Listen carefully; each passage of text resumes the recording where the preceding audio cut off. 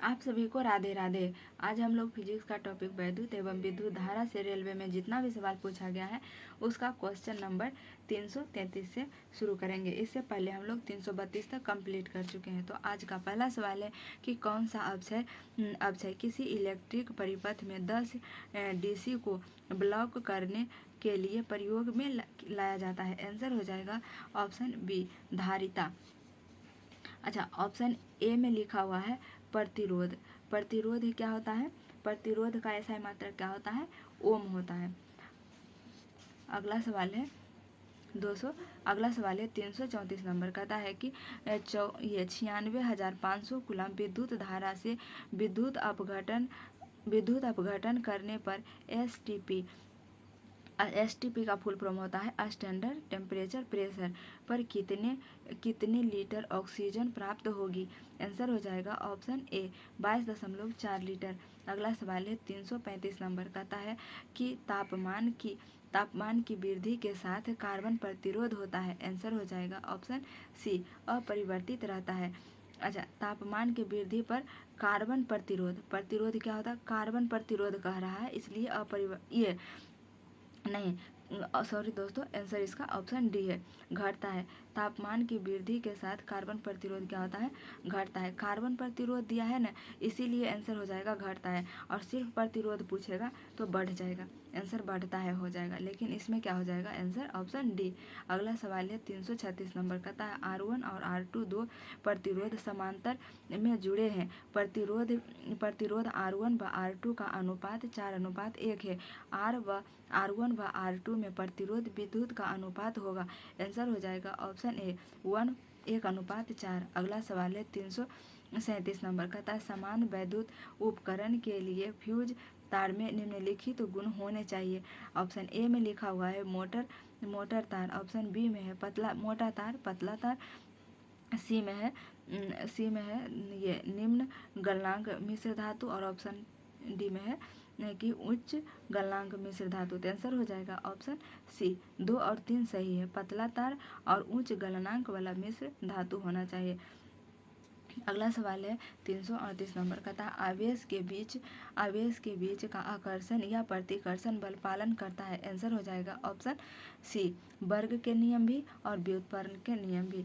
ए और बी दोनों हो जाएगा। अगला सवाल है 339 नंबर। कहता है भारत में आपूर्ति आवृत्ति के परिवर्तन में छूट की अनुमति है। आंसर हो जाएगा ऑप्शन डी, 3%। अगला सवाल है 340 नंबर। कहता है प्रतिदीप्त प्रकाश नलिका के वैद्युत परिपथ के साथ श्रेणी क्रम में चौक संयोजित करने का उद्देश्य है।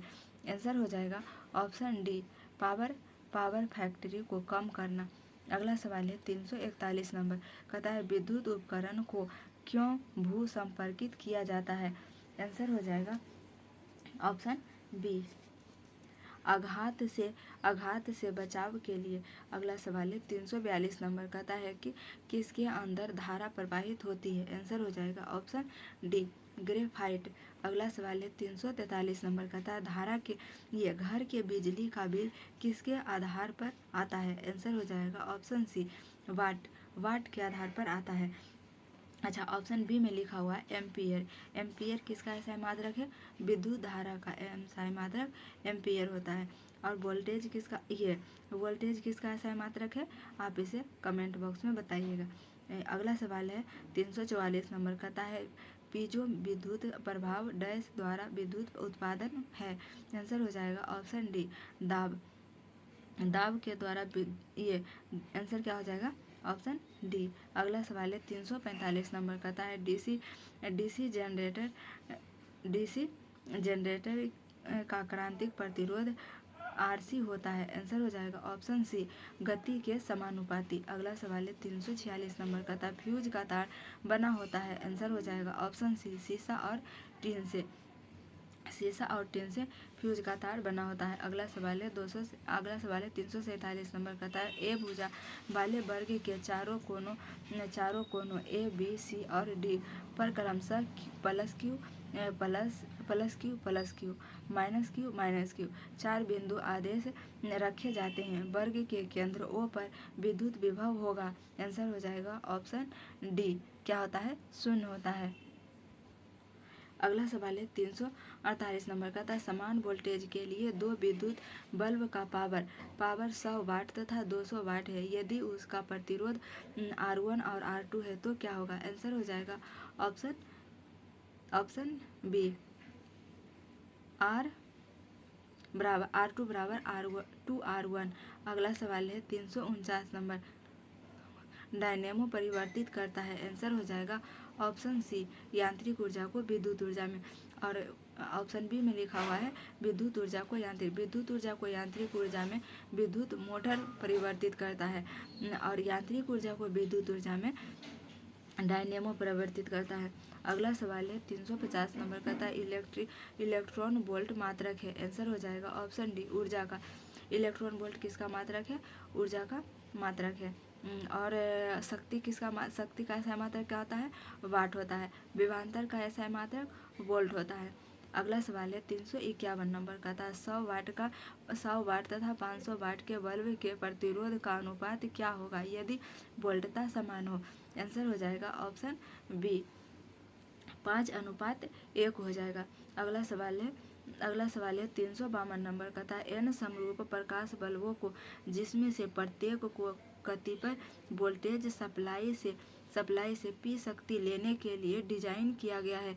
यदि उसे सप्लाई के साथ सीरीज में मोड़ दिया जाता है वे कुल शक्ति होंगे। आंसर हो जाएगा ऑप्शन डी, P/n हो जाएगा। अगला सवाल है 353 नंबर का था, यदि विद्युत प्रवाह व वोल्टेज 90 डिग्री से फेज के बाहर है तो पावर होगी। आंसर हो जाएगा ऑप्शन डी, 0।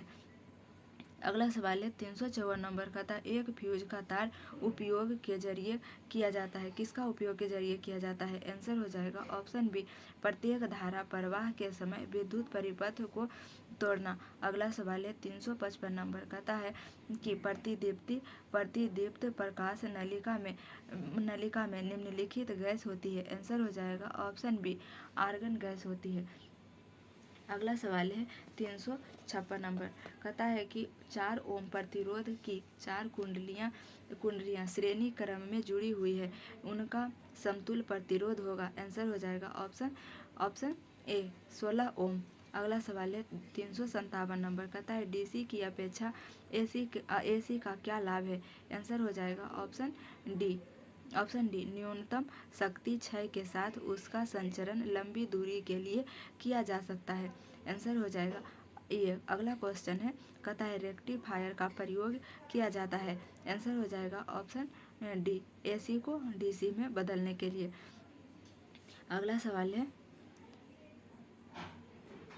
है 359 नंबर का था, 5 ओम के 3 प्रतिरोध श्रेणीबद्ध होकर 1.5 वोल्ट के सेल से श्रेणी क्रम में जुड़े हैं। परिपथ की धारा का मान क्या होगा। आंसर हो जाएगा ऑप्शन सी, 0.1 एम्पियर। अगला सवाल है 360 नंबर का है, रोशनी के लिए प्रयुक्त साधारण ट्यूबलाइट में क्या होता है। आंसर हो जाएगा ऑप्शन डी, दो फ्लोरोसेंट पदार्थ व पारा।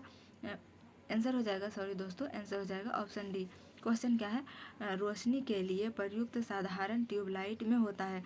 आंसर हो जाएगा ऑप्शन डी, 2 फिलामेंट फ्लोरोसेंट पदार्थ व पारावाष्प। तो ये था इस टॉपिक का कंप्लीट क्वेश्चन। अब हम लोग अगला टॉपिक है चुंबकत्व के लिए नेक्स्ट वीडियो में कवर करेंगे। पहले इस वीडियो का छोटा सा एक रिवीजन करेंगे, उसके बाद क्वेश्चन करेंगे। तो मिलेंगे नेक्स्ट क्लास में। जय हिंद।